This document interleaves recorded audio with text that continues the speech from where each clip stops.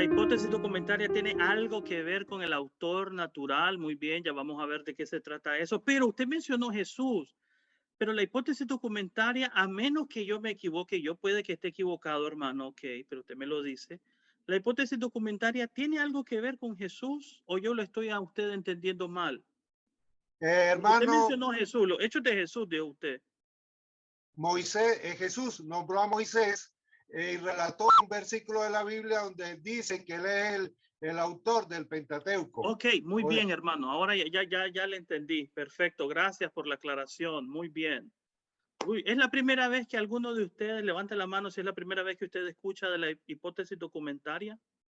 Hermano, y disculpe, añadir algo más. Nunca, a mí soy un asiduo lector, jamás en mi vida había escuchado de este tema o había leído sobre este tema. Muy interesante, hermano. Lo es, hermano, y este es un tema muy profundo, profundo. No vamos a ir, solo se los estoy presentando. Como quien dice, mire, estos son los estudiantes de este curso. Ahí los dejo para que ustedes se conozcan. No se quede, por favor, le ruego, le suplico, le animo. No se quede con lo muy poco que en esta hora podemos compartir y aprender. Oye, yo le animo a que usted investigue, lea, busque, no se amolde al mundo actual, dice Pablo, ¿verdad? Que no le dé flojera, que no le dé pereza, vaya, busque, ¿verdad? Hágalo para aprender, porque este tema es viejísimo, esto es viejo, hermano. Esto que estamos viendo es viejo, veterano. De hecho, le voy a decir que los estudios del Antiguo Testamento el día de hoy ya no siguen esta metodología. Esta metodología está caduca desde hace mucho tiempo. Sin embargo, por el legado y por lo que lograron hacer, el avance que lograron hacer para avanzar el estudio del Antiguo Testamento, es importante que ustedes se familiaricen generalmente con eso. Gracias, hermano Raúl. Hermana Kenia. A ver, hermana Kenia, con sus palabras, hermana. No me lea lo que usted me mandó. Dígame usted, a ver, ¿qué es esa hipótesis documentaria? En cuestión de un minuto o menos. Sí, hermano, en lo que logré comprender yo, la hipótesis documentaria nos dice, retomando lo que nos dijo el hermano, que lo que siempre se pensó que el autor único del Pentateuco no era Moisés, sino que el Pentateuco fue una recopilación de diferentes documentos con diferentes autores y con diferentes géneros literarios y que se unificaron para lograr lo que ahorita nosotros conocemos como los primeros 5 libros del Antiguo Testamento. Eso es lo que yo comprendí en la lectura. Ok, muy bien, hermana, muy bien. Gracias, gracias. A ver, hermano Wilmer, le voy a dar la palabra al hermano Wilmer. Pero hermano, antes de que te quite te habilite el micrófono, escucha bien. ¿Qué es lo que propone la hipótesis documentaria? ¿Cuál es la propuesta del señor Wellhausen? La propuesta del señor, a lo que yo entendí, Wellhausen, es que él toma los hechos históricos y culturales de los judíos, de Israel, y en eso se basa pues en acomodar cronológicamente los libros lo que hoy conocemos como el Pentateuco, hasta incluso él en alguna, yo no, aquí sí yo me estoy confundiendo si fue Wellhausen o otro estudioso que incluso trató de introducir el libro de Josué. Ok, muy bien, hermano, gracias. Estás casi, hermano, pero mira, para hacerle honor al señor Wellhausen y a todo su arduo trabajo, porque ese hombre trabajó, pero le vamos a hacer honor, ¿verdad? Su propuesta, él dice esas cosas, ¿verdad? Pero esa no es su propuesta, eso no es lo que él propone en su teoría. Sí, se habla mucho de eso y tú tienes razón, correcto, pero todavía no respondemos la pregunta. A ver, ¿qué es lo que propone? ¿De qué se trata la teoría? La puedes encontrar como teoría documentaria, hipótesis documentaria, o tal vez esto te da una pista a lo que estoy preguntando. La hipótesis de las 4 fuentes, también conocida de esa manera. A ver, entonces, ¿qué es lo que propone este señor Wellhausen? Vamos a ver. ¿Alguien levanta la mano? Hermano Carlos Obando y hermana Rixi. Ya le voy a dar la palabra, hermana. A ver. Bueno, habla de que hay una hipótesis de 4 fuentes de recopilación, que una es la yavista, la elohimista, algo así, la deuteronómica y la sacerdotal. Ahí está, perfecto, hermano. En pocas palabras, eso es lo que el señor Wellhausen viene a proponer. Hermana, a ver si estoy pronunciando bien su nombre, hermana Rixi. Sí, hermano, buenas noches. De hecho, eso era lo que iba a mencionar, que lo que dijo el hermano Diana. Excelente, muy bien. Bueno, gracias. Gracias, ¿verdad? Ese es un brevísimo sondeo, ¿verdad? Para ver qué tanto ustedes empaparon de lo que leyeron. Recuerde, si yo le dejo lectura y usted mirará cómo la hace, es para... yo sé que ustedes tienen muchas otras cosas que hacer, ¿verdad? Y sin embargo, es muy poco lo que podemos hacer en una hora, ¿verdad? Entonces le animo a que usted le meta por el otro lado. Para eso están las lecturas, porque no podemos hablar todo de un solo tema en una hora, pero las lecturas le pueden ayudar a empezar a investigar un poco más.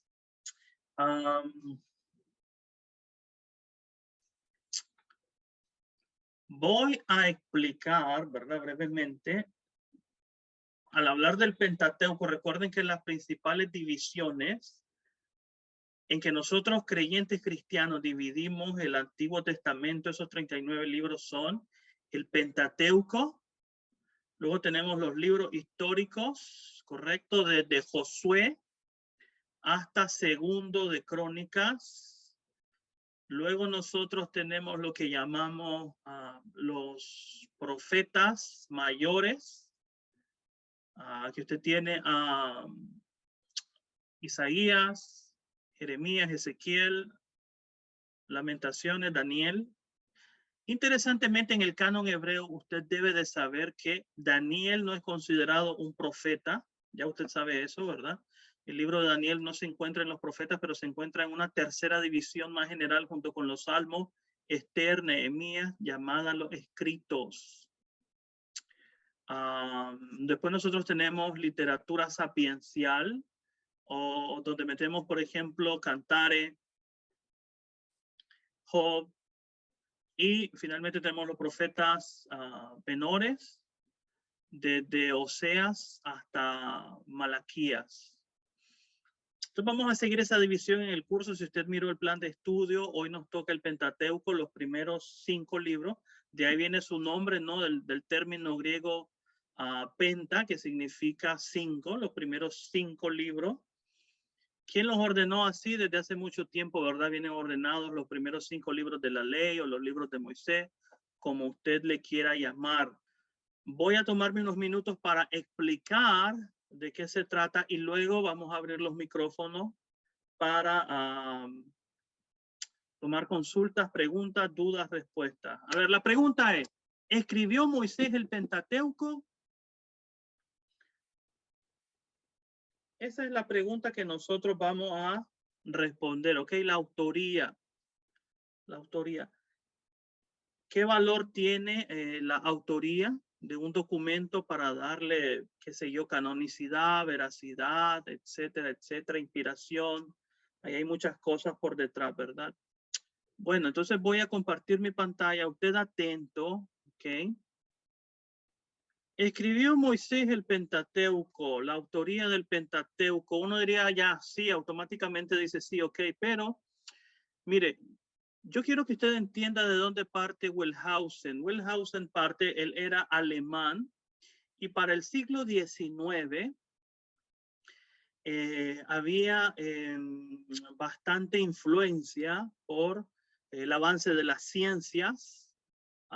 Recuerde la revolución industrial, el iluminismo, ese movimiento filosófico, cultural, la reforma que había ocurrido siglos antes. Entonces todo eso con el tiempo fue poniendo un énfasis mayor en el uso de la razón, el intelecto, ¿no? La capacidad del ser humano de poder cuantificar, de medir, controlar, tratar de entender los fenómenos de la naturaleza. Eso afectó a todas las ciencias, incluyendo los estudios bíblicos. En ese entonces, en el siglo XIX, Alemania era, por así decirlo, el epicentro, el centro de la teología a nivel mundial. Ahí estaban los más prominentes, más estudiosos, teólogos, dedicados, ¿verdad?, a el estudio de la Biblia. Pero ellos no lo estudian como lo estudia mucha gente hoy en nuestra iglesia, ¿verdad? Así de manera automática, mecánica, que ni siquiera leen la Biblia, ¿verdad? Se meten a Google, agarran lo primero que agarran y ya está listo, ¿verdad? Copio y pego, dicen ellos, ¿verdad? Ya, estudié la Biblia. No, esta es gente que verdaderamente le mete mucho a detalles de la Biblia, se la leen toda, ¿verdad? Entonces, aunque usted no esté de acuerdo con ellos, no piense que ellos vienen a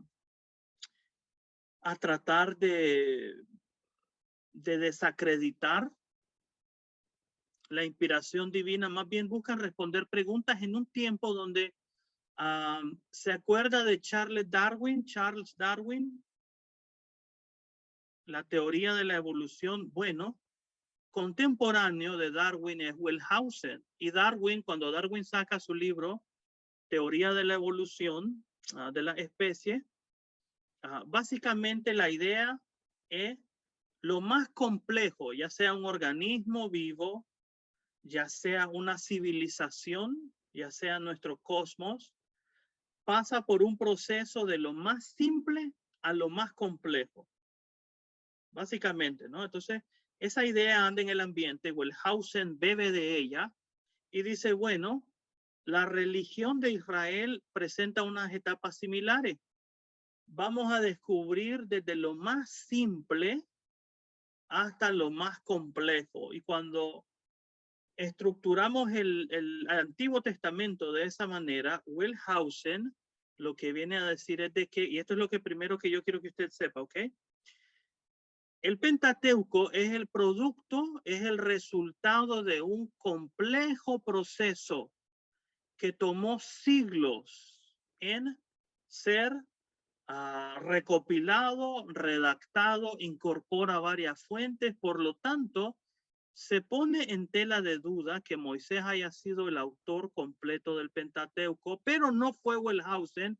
Y aquí es donde yo los escuchaba a algunos de ustedes, ¿verdad? Y yo me fijo si usted verdaderamente leyó, solo le dio copy-paste a la tarea, no crea que no me doy cuenta.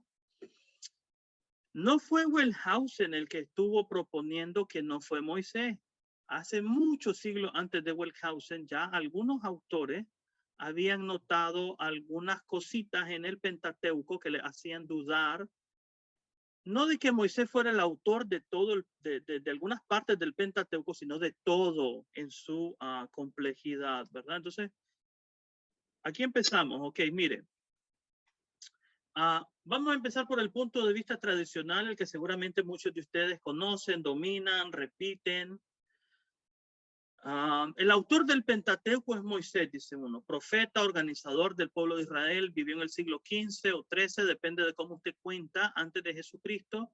La tradición judía, la tradición cristiana han sostenido siempre el origen mosaico del Pentateuco. Y esto es muy interesante, porque fíjense que nosotros en la Iglesia de Cristo, por una parte decimos que no nos gusta la tradición, no seguimos la tradición, pero es una falacia porque sí seguimos tradiciones.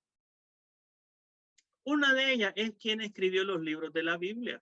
Esa es una tradición católica, judía, como usted le quiera llamar, ¿verdad? La sostienen muchas iglesias. Entonces nosotros nunca verdaderamente podemos deshacernos de toda tradición. Es falso. Es una loable meta y deseo, es un buen ideal, pero en la práctica es falso, ¿verdad?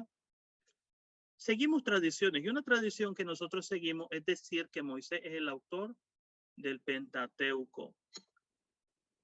¿En qué se basa esa tradición? ¿Usted sabe en qué se basa esa tradición? Bueno, hay algunas fuentes como, le voy a decir, este es Filón de Alejandría. Filón de Alejandría es un prominente filósofo, teólogo, autor judío del siglo I. Y él tiene muchos libros, muchos tratados. Vive en aquella gran ciudad, por cierto, ¿no? Alejandría, en Egipto. En Alejandría hay una comunidad judía desde hace mucho tiempo. Mire lo que dice él tiene un libro que se llama Vita Moses o La vida de Moisés. Lo puede encontrar en Google, ¿verdad? Dice, mire lo que dice, porque uno de estos autores que vamos a ver dicen, bueno, Moisés no pudo haber escrito Deuteronomio 34, que fue su muerte, ¿no? Él no puede haber escrito su muerte, Moisés. Bueno, pero mire, Filón dice, lo más prodigioso, lo más milagroso de todo es el final de los libros sagrados que coronan la ley. Mire que ya en tiempo de Filón existe esa división de llamarle a los primeros 5 libros la ley, ¿no? Montado ya en el carro y habiendo ocupado su puesto en la línea de salida para dirigir como un vuelo su carrera al cielo, inspirado y en estado de posesión divina, profetizó perfectamente, todavía vivo, por si a alguien le queda duda, dice Filón, lo referente a su propia muerte, diciendo antes de ocurrir cómo fue su final, cómo fue enterrado, sin que nadie estuviese presente, es claro que no por manos mortales, sino por poderes inmortales, cómo no recibió los honores fúnebres en la tumba de sus antepasados por tener derecho a un monumento especial que ningún humano ha visto, como todo el pueblo hizo duelo por él durante un mes, bla, bla, bla. Entonces, ya desde hace mucho tiempo, algunos decían, bueno, pero es que Moisés no puede haber escrito su propia muerte. Bueno, dice Filón, ¿por qué no? Aquí está, mire. Entonces, la tradición se fundamenta en autores como Filón, que dicen, bueno, Moisés escribió el Pentateuco, pero también porque el Pentateuco mismo por dentro contiene algunas instrucciones donde Dios le dice a Moisés, escribe tal cosa. Ustedes lo han leído, ¿no? Vamos a suponer, vamos a partir de que ustedes han leído el Antiguo Testamento y que lo conocen. Entonces, ahí está, Éxodo 17:14, le dice Dios a Moisés, escribe estos acontecimientos en un libro de memoria. Bueno, ahí está Dios escribiéndole a Moisés, Moisés escribe. A Éxodo 24:4, Moisés puso por escrito todas las palabras del Señor. Números 33, verso 1 al 2, Moisés registró las etapas de la marcha. Esto es cuando Israel está en el desierto, según la orden del Señor. Deuteronomio 31, verso 9, Moisés escribió esta ley y la consignó a los sacerdotes levitas. Deuteronomio capítulo 31, verso 22. Aquel día Moisés escribió este cántico y se lo hizo aprender a los israelitas. Entonces, parte del fundamento de la tradición consiste en que el mismo Pentateuco tiene evidencia interna que dice que Moisés tenía actividad literaria y entonces, bueno, no supone, si Moisés escribió esto, él tuvo que escribir todo lo demás. Otra evidencia interna, pero esta es del Nuevo Testamento, como creo que decía el hermano Raúl, Jesús mismo dice que Moisés es el autor del Pentateuco, lo dice, por ejemplo, en Mateo 19:8, hablando de la ley de Moisés, en Juan 5:46 al 47, Hechos 3:22, Romanos 10:5. Entonces, la evidencia interna del documento nos dice, ¿verdad? Por ejemplo, que esos detalles geográficos que hablan del desierto, de cuando Israel, por ejemplo, usted lee el libro de Números, que hicieron marcha aquí, se detuvieron tales días, en tal lugar. Eso dice alguien, eso solo puede haber sido escrito por alguien que tiene conocimiento del terreno, alguien que conoce Egipto, las costumbres de los egipcios, y bueno, dice uno, ¿quién mejor que Moisés, no?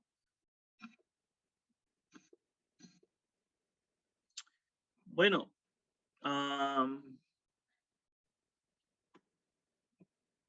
esta es una carta a Flora. Flora es una estudiante en el siglo II después de Cristo, cuando la gnosis empieza a surgir.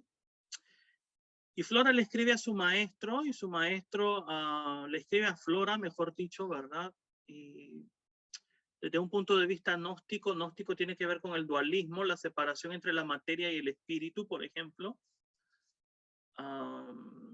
Mire lo que dice sobre el Pentateuco.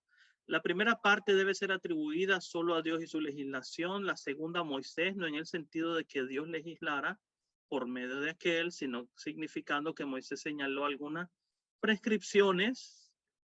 Y la tercera en los ancianos del pueblo. O sea, ¿qué dice este autor, este documento del siglo II sobre la autoría del Pentateuco? Mire, divide la ley en tres partes y una es la ley de Moisés, otra es la de los ancianos, otra es la de Dios mismo.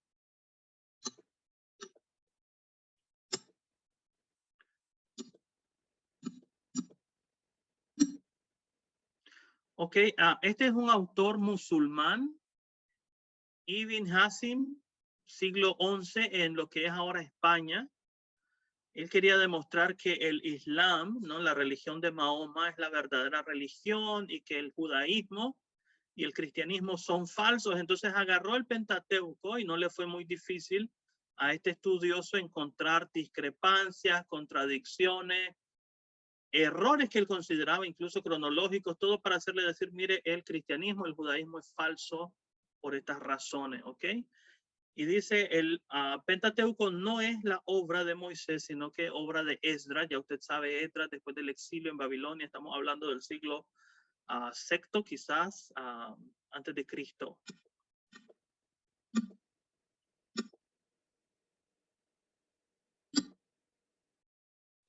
Ok, ya nos movemos un poco más adelante en el tiempo. Estamos hablando del siglo XVII. Estos filósofos que también son religiosos, son por lo menos Baruch Spinoza es judío.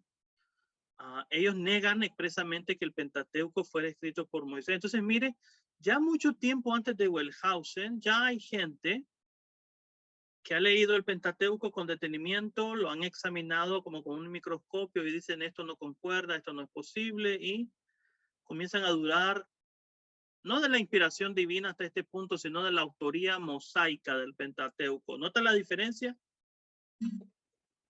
Ok, ¿cuáles son entonces esos argumentos en contra de la teoría tradicional? Uno de ellos son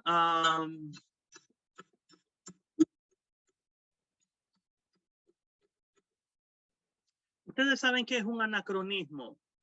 Un anacronismo es usar términos contemporáneos, o sea, de nuestro tiempo, hoy, digamos, año 2021, para llamar a cosas de hace un siglo, costumbres de hace 20 siglos atrás y las usamos con términos del día de hoy.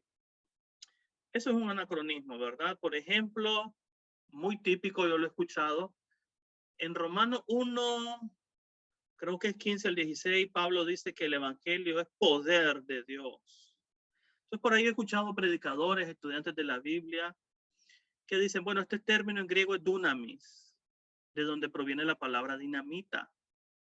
Y hacen la comparación, ¿verdad? Que el evangelio es como dinamita.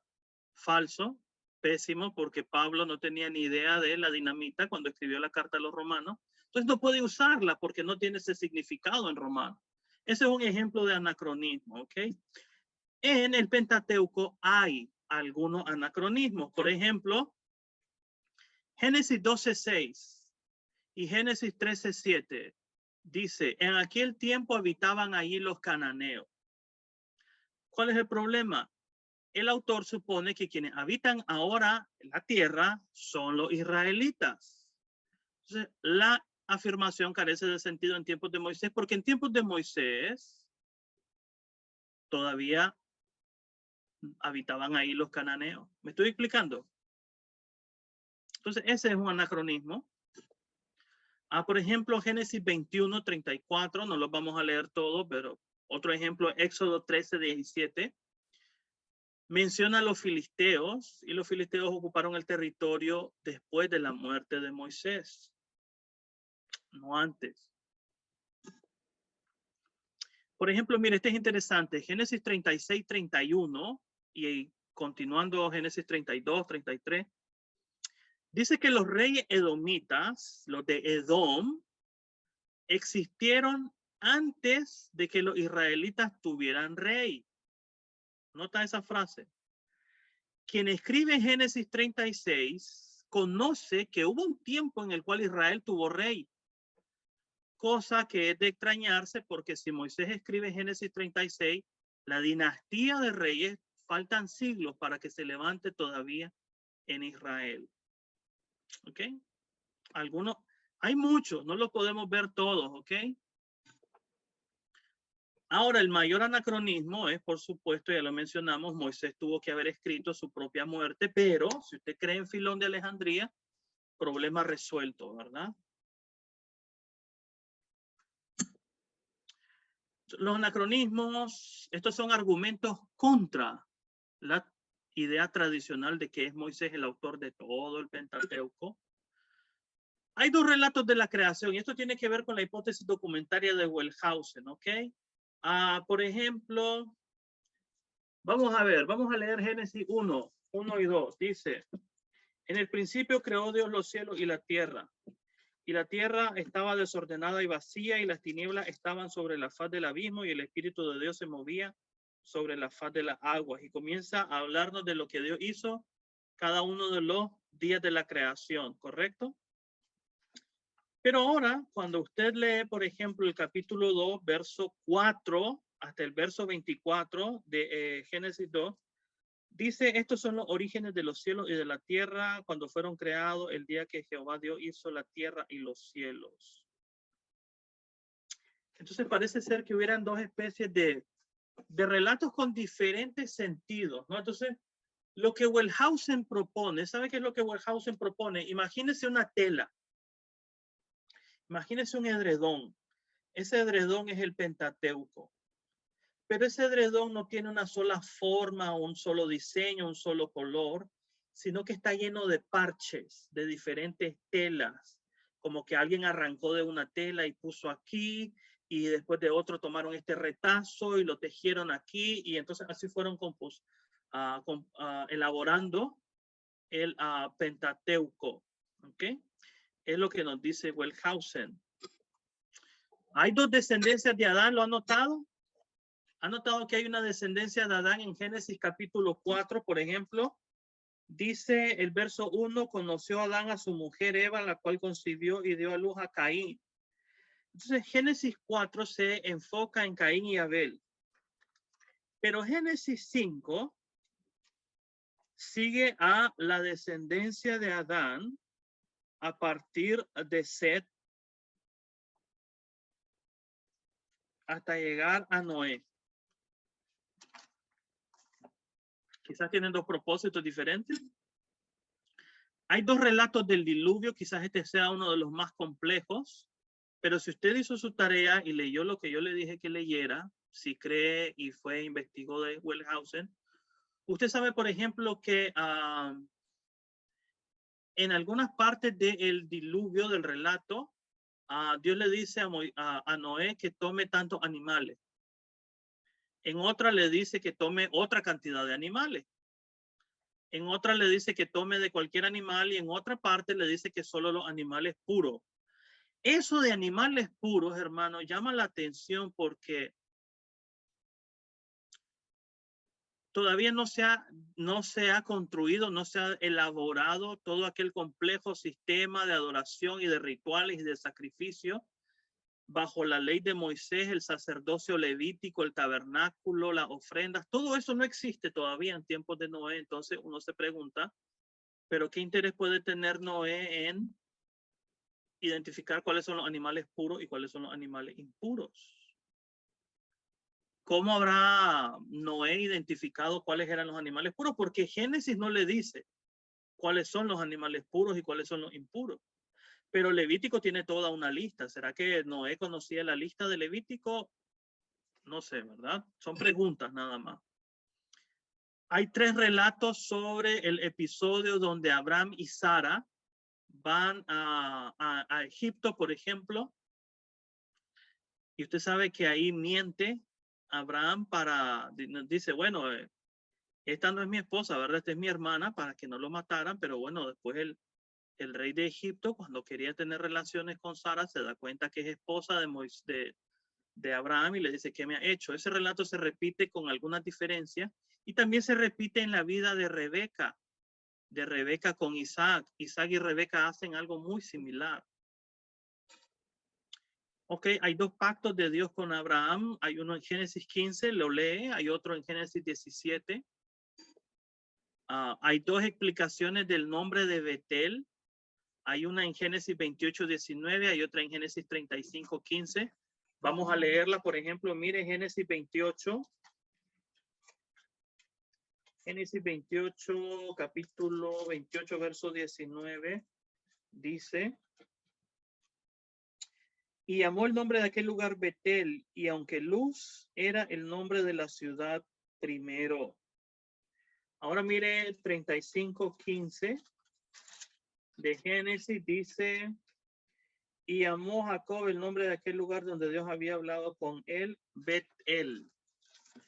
Entonces, ¿cuál es el origen del nombre de Betel? Hay dos tradiciones, quizás hay más, estas son las únicas que recoge el Pentateuco. Hay dos explicaciones del cambio del nombre de Jacob para Israel. Hay una en Génesis 32:29, hay otra en Génesis 35:10. Hay dos relatos de la vocación de Moisés, hay dos versiones del milagro de cuando Dios hizo llover codornices. Hay dos veces en que se va a promulgar el decálogo, la primera al pie del Sinaí, ¿no? Éxodo 20, y la segunda cuando están por cruzar el Jordán e iniciar la conquista en Deuteronomio 5. Hay dos diferencias sobre la legislación de los esclavos, una en Éxodo, otra en Deuteronomio, y hay una de las más fascinantes para mí, creo que no la tengo aquí apuntada, pero es la celebración de la Pascua. ¿Cómo debe de celebrarse la Pascua, no? Que es una de las fiestas más importantes. Si usted se va a Éxodo, capítulo, déjeme ver si es el 12 o el 15. Es el 12, dice. Por ejemplo, Éxodo 12,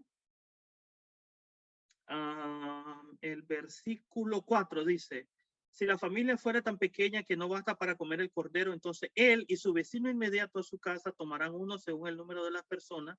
Conforme al comer de cada hombre, harán la cuenta sobre el cordero. O sea, aquí es usted en su casa, pero si el animal es tan grande, invite a su vecino, pero en su casa, ¿ok? Así se celebra. Pero mire, hermano, si usted se va a Deuteronomio,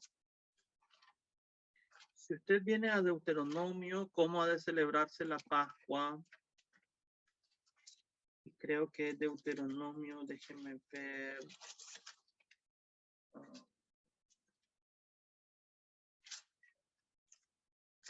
Creo que es el 17 de Deuteronomio, a ver. No, es el 16. Deuteronomio 16. Ya con solo leer el verso 5 ya usted comienza a ver una gran diferencia. Digo, si usted verdaderamente lee la Biblia y la lee con detenimiento, son cosas sencillas de ver. No podrás sacrificar la Pascua en cualquiera de las ciudades que Jehová tu Dios te da. Un momento, pero si allá en Éxodo dice que no importa dónde yo viva, si tengo un cordero, lo comparto con mi familia y si sobra, invito al vecino. No importa dónde yo viva, pero aquí en Deuteronomio ya hay otra regulación. Dice el verso 6, sino en el lugar que Jehová tu Dios escogiere para que habite allí su nombre. Mire que aquí hay una centralización de las fiestas religiosas. Ya no es en cualquier lugar. Digamos, ya no es solamente en toda Nicaragua, por ponerle un ejemplo, ¿verdad? Pero ahora es en el lugar donde Dios decida que ahí va a habitar su nombre. Y si usted ha leído el Antiguo Testamento, ¿cuál es el lugar que Dios escoge para que habite allí su nombre? Se llama Jerusalén. Jerusalén. Esa es otra observación, ¿verdad? Hay muchas, no las podemos ver, ¿ok? Diferencias de estilo. Hay diversas formas de nombrar a Dios. Hay veces se le llama Yahvé, hay veces se le llama Elohim. De hecho, en el capítulo 1 de Génesis, esa es la frase, ¿verdad? Cuando dice Dios, en hebreo es Elohim. Elohim es el nombre genérico semita que usan varias culturas, no solo los israelitas, lo usan los filisteos, los cananeos. Elohim significa Dios, pero es un plural, dioses, ¿ok? En el vocabulario, por ejemplo, hay veces al monte donde Dios se revela se le llama el Sinaí, en otros casos se le llama el monte Oreb. El nombre del suegro de Moisés hay veces se llama Raguel en Éxodo, o se llama Jetro también en el mismo Éxodo, pero hay otros capítulos donde se usan diferentes nombres. A la gente que vive en Palestina, y veces se le llama cananeo, de manera general, ¿verdad? Para llamarlo a todos. A otras veces se le llama morreos. Esto ya lo mencionamos, ¿verdad? Por ejemplo, en Génesis 7:6, Noé entra en el arca y viene el diluvio. ¡Pum! Pero en el capítulo 7, verso 10, dice que el diluvio no entró y hasta una semana después empezó a caer el diluvio. ¿Ya he leído eso? Qué interesante, ¿no? El mismo capítulo. En Génesis 37:28, los madianitas son los que sacan a José del pozo donde lo habían metido sus hermanos y lo venden a los ismaelitas y estos lo llevan a Egipto. Pero en unos versículos más adelante son los madianitas quienes lo venden en Egipto y Potifar lo compra a los ismaelitas. Usted diría, bueno, son detallitos, ¿verdad? Pero son detallitos que a ellos los hicieron pensar, pues, que estamos hablando de dónde vienen las ideas de que ellos tienen, como Wellhausen, ¿no? Aquí hay diversas tradiciones.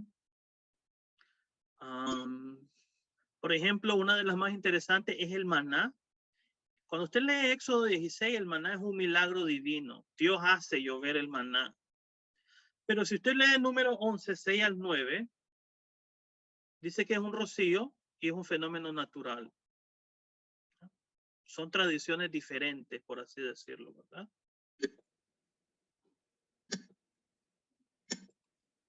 Ok. ¿Qué podemos concluir, amados hermanos, verdad, con todos estos relatos? La pregunta es, ¿escribió Moisés el Pentateuco? La verdad es que lo que podemos concluir en este momento es que el Pentateuco, en su forma final que tenemos hoy, es el resultado de un proceso de formación largo, complejo. Y verdaderamente, hermanos, verdad, no sé dónde usted está, pero Moisés no es el único autor, podríamos decir, total de todo el Pentateuco. Ya vamos a hablar de lo que eso puede significar o no, ¿ok? Bueno, ahí hago una pausa y ahora sí, abro micrófono. ¿Qué preguntas, comentarios tienen hasta este punto? Entonces, lo que el señor Wellhausen propone es precisamente eso. No, eso es todo lo que quiero que ustedes conozcan. El proceso, el Pentateuco nos llegó a través de un proceso largo. Entonces, lo que Wellhausen hace es cortarlo, ¿verdad? Seccionarlo. Hay una fuente que él le va a llamar la fuente P, viene del inglés que significa priestly, sacerdotal, tiene que ver con cuestiones de rituales, de purificación, de animales, lo que se puede comer de animales, dónde celebrar la Pascua, cuántos días va a llevar, cuántos días no. La otra fuente se llama la deuteronomista o que tiene que ver con una perspectiva teológica del Deuteronomio que se basa en la obediencia a la ley. Básicamente, cuando el pueblo de Israel obedece la ley, le va bien y Dios lo bendice. Y cuando no obedece la ley, Dios les envía castigo, ¿no? La otra fuente es la yavista, indicada con una letra J o con una Y, depende del idioma en que lo lea. Tiene que ver con cómo se usa el nombre de Dios, si usa Yahvé, por ejemplo, como habla del Sinaí. Y la otra fuente es la elogista, ¿no? La más antigua de ellas, porque Wellhausen y otros tratan de, recuerde, de lo más simple a lo más complejo. La más simple de ellas es la eloísta, esa sería la fuente más antigua. Pero lo que Wellhausen no responde, ¿verdad? Es quién lo recopiló, cuándo lo recopiló, etcétera, etcétera, ¿verdad? Entonces, ahora quiero escucharlo. Bien, levante la mano. Preguntas, comentarios, dudas, ¿qué opina al respecto? ¿Qué le llama la atención? ¿Qué no le llama la atención? ¿Qué le parece interesante? ¿Qué no le parece interesante? Levante la manito y yo le ayudo a desactivar el micrófono. A ver, hermano Raúl, dele. Bueno, hermano, aquí en cuanto a lo que se llama las tradiciones, que es lo que mayormente está llena la Biblia y también el Nuevo Testamento, porque recordemos que pues antes no teníamos la escritura y era muy costoso escribir en papiros o pergaminos. Entonces la mayoría de personas se aprendían los libros o se aprendían de acuerdo a cómo lo escuchaban. Y era la famosa tradición oral, que se practica prácticamente, disculpe y valga la redundancia, en la Iglesia Católica, que sigue mucho lo que es la tradición oral. En una de esas tradiciones, en el Nuevo Testamento, se habla mucho también lo que es el de la añadidura de la mujer adúltera, porque es una tradición que había en el primer siglo, que comparándola prácticamente con el Antiguo Testamento, pues pueden haber cosas que tal vez algunos escritores le hayan añadido. Entonces, cuando usted habla sobre la muerte de el mismo Moisés, que relata o ve su muerte, entonces tendríamos que preguntarnos también sobre el Apocalipsis de Juan, si prácticamente entra allí en juego el que Juan haya visto todo lo que vio. Hay algunos escritores en la Biblia que sabemos que la Biblia es un libro histórico, que como libro histórico, y es donde usted está haciendo referencia, hay sobre todo el testimonio de Jesús, que nosotros como cristianos lo vemos, en donde él resalta en un versículo sobre la autoría del Pentateuco y se lo da a Moisés. Si nosotros como cristianos, y claro, hay que valorar la parte científica, pero tenemos que valorar la parte donde muchos escritores hablan de la parte histórica, pero es que a la parte histórica nosotros le añadimos la fe en lo que nosotros creemos. Ahí está Muy bien, hermano, muy bien, gracias. Vamos a tratar de limitar los comentarios, así como un tiempito de 1 minuto. Muy bien, hermano, gracias.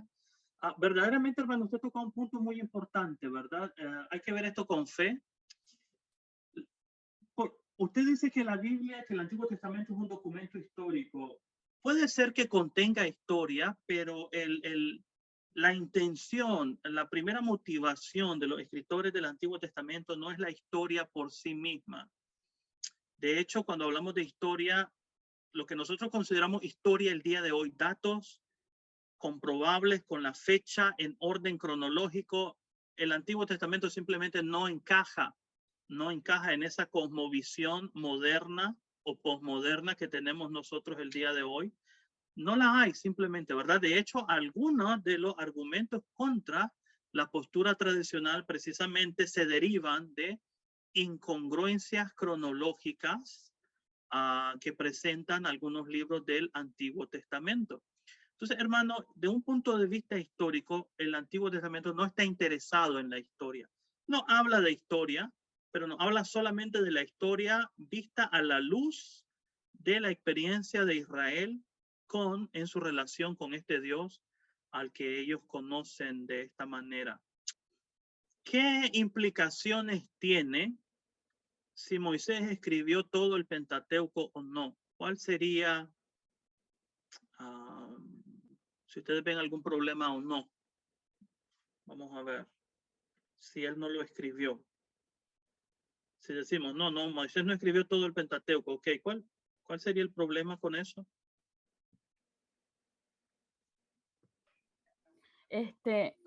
Bueno, lo que yo estaba pensando, hermano, con esto es cómo se mira desde la perspectiva de la tradición que siempre nos han enseñado, que si Moisés escribió el Pentateuco es porque fue por inspiración divina, porque Dios así lo quiso y porque lo mandó a escribir eso. Entonces, si lo vemos desde esa perspectiva y nos centramos en lo que hemos aprendido hoy, y no fue escrito solo por Moisés, entonces quiere decir que todos y cada uno de los fragmentos que se recogieron para poder hacer el Pentateuco, la recopilación, fueron inspiración divina para cada uno de los hombres que escribieron esa parte del Pentateuco?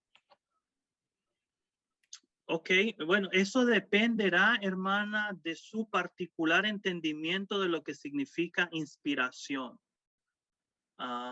Tradicionalmente para algunos la inspiración es como una especie de un acto mágico, ¿verdad? Por medio del cual de una manera sobrenatural Dios toma posesión de una persona, ¿verdad?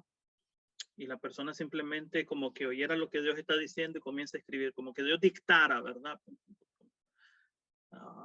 Sin embargo, hay que preguntarse, ¿eran los escritores bíblicos inspirados 24/7? O sea, todo el tiempo, absolutamente todo el tiempo ellos eran inspirados, o solamente eran ellos inspirados a la hora de redactar y escribir el particular documento que escribieron. ¿Qué dicen ustedes? ¿Eran inspirados todo el tiempo o eran inspirados en el momento de proceder a escribir? Pero dejan de escribir, pues ya no están inspirados, por así decirlo. ¿Qué dicen ustedes? A ver, hermano Carlos Obando.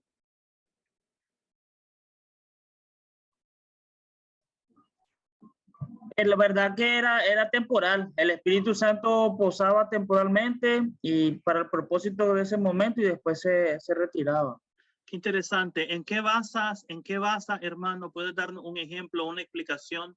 ¿En qué basas lo que estás diciendo? En Primera de Pedro, dice que cuando el Espíritu Santo, el Espíritu de Jesús poseía al profeta para hablar de él en ese momento. Ok. Hace poco estudié Primera de Pedro. Ya sé cuál es el texto que estás diciendo, ¿verdad? Indagaban en qué tiempo el Espíritu de Cristo que estaba en ellos inquirían, indagaban acerca de esto. Pero eso no tiene mucho que ver con revelación en sí. Tampoco nos dice si eran inspirados todo el tiempo. Vaya, algunas preguntas nada más, ¿verdad? Para ustedes. No tengo las respuestas, pero es solo para estimular el pensamiento, ¿verdad? A ver, si eran inspirados todo el tiempo, absolutamente dormían, comían, hacían lo que hacían, nunca dejaban de ser inspirados. Uno se pregunta cómo siendo tan inspirado, Moisés no logró entrar a la tierra prometida, pues. Se quedó afuera con tanta inspiración, ¿no? Quedó fuera. De hecho, con tanta inspiración, en vez de hablarle a la roca, la golpeó en su enojo. Uno diría, bueno, pero si este hombre es tan inspirado, este hombre es infalible. Pregunto nada más, ¿verdad? Otro ejemplo. En la carta a los Gálatas, Pablo tiene que reprender duramente a Pedro, a Barnabás y a otros judíos. Y eso que Pedro ya había bautizado a Cornelio, que era gentil, ya se había abierto la puerta para los gentiles. Y uno dice, pero ¿cómo Pedro, siendo un hombre tan inspirado por Dios, es capaz de cometer semejante error? De repente pudiera ser que no eran inspirados todo el tiempo, pero en el momento de sentarse específicamente a escribir lo que tenían que escribir. Es una opción. Ahora, lo que pasa es que nosotros conectamos a lo que es inspiración, revelación, con la autoría. ¿Ya? Entonces decimos, bueno, tuvo que ser alguien grande, alguien famoso, alguien muy importante, alguien muy popular para que tenga peso lo que escribió. Correcto, porque si no, pues no tiene validez. ¿Quién escribió la carta a los hebreos? No fue Pablo. Pablo no fue. Una cosa sabemos. Pablo no la escribió. Pero ahí está, en nuestro canon. Se barajan varias posibilidades, pero hasta el momento el autor de la carta a los hebreos permanece anónimo. Y casi nunca se oye ningún problema al hablar de la autoría o de la canonicidad, de la legitimidad de la autoridad de la carta a los hebreos. Aunque a ciencia cierta no sabemos quién es el autor. A ver, por ejemplo, mira, de repente los antiguos tenían una idea de autoría poco diferente a la que tenemos el día de hoy. Te voy a poner un ejemplo en el Evangelio según Marcos. Marcos capítulo 1. Ojalá que tengas una Biblia a la mano, que tenga el Nuevo Testamento. Y te va a Marcos capítulo 1 y entonces lees. Versículo 1 y 2 dice. Principio del Evangelio de Jesucristo, Hijo de Dios, como está escrito en Isaías el profeta. He aquí yo envío mi mensajero delante de tu faz, el cual preparará tu camino delante de ti. Ese texto no viene del profeta Isaías. Ese texto proviene de Malaquías. El verso que sigue, voz que clama en el desierto, ese sí proviene de Isaías 40. Pero el primero proviene de Malaquías, pero no menciona el nombre de Malaquías Marcos. ¿Será que le hacía falta ese libro al rollo que tenía Marcos? ¿Qué dicen ustedes?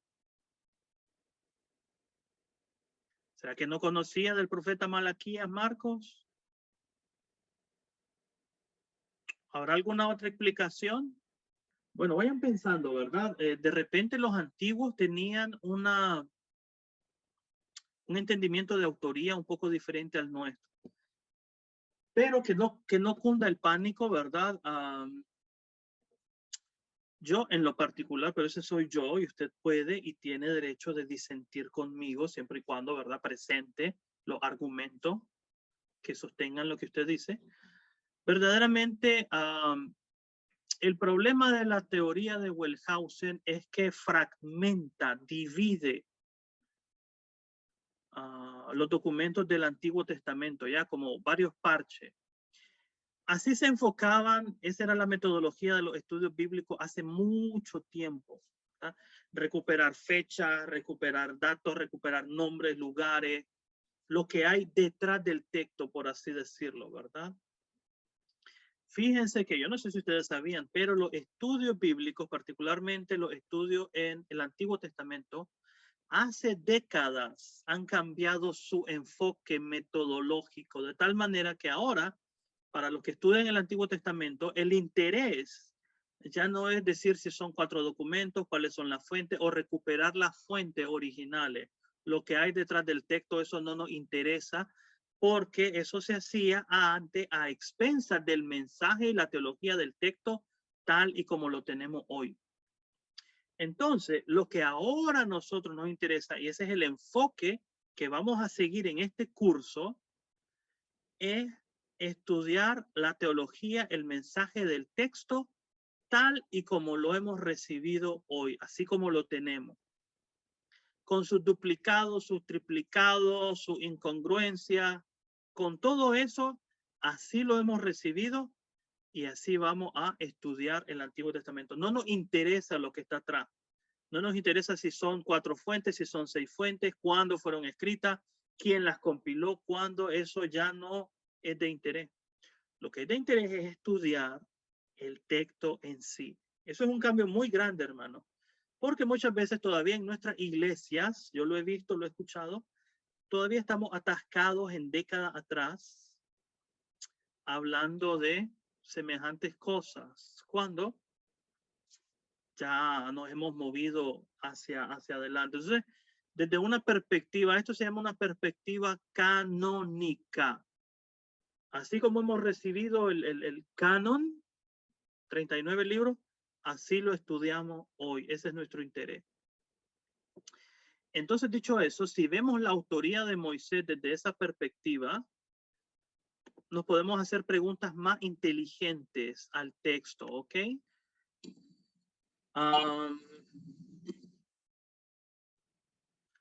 Que alguien cuestione la autoría de Moisés no equivale a cuestionar ni los milagros ni la veracidad del relato bíblico. Yo quiero dejar eso en claro, ¿ok? Yo digo que Moisés no escribió todo el Pentateuco, pero pudo haber escrito algunas partes de él.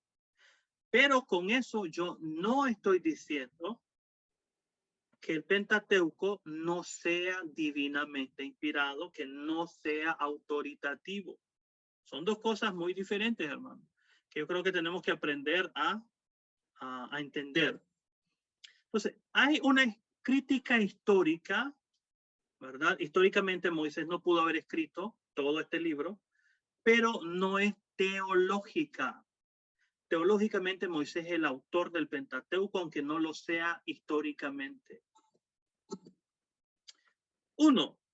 ¿Por qué decir o afirmar la autoría de Moisés del Pentateuco desde un punto de vista teológico, no histórico? Okay, lo repito, históricamente Moisés no escribió todo el Pentateuco, pero lo afirmamos desde un punto de vista teológico de la siguiente manera, por las siguientes razones. 1. El relato de los orígenes del mundo, del cosmos, de la creación de Dios, del pueblo de Israel, es muy importante que desde ese punto de vista Moisés es el autor de estos relatos. No es cualquier incrédulo, no es cualquiera que se la sacó de la manga, sino que es alguien que tenía una relación muy especial con Dios. Número 2, decir que Moisés es el autor teológico de todo el Pentateuco le da continuidad a la obra.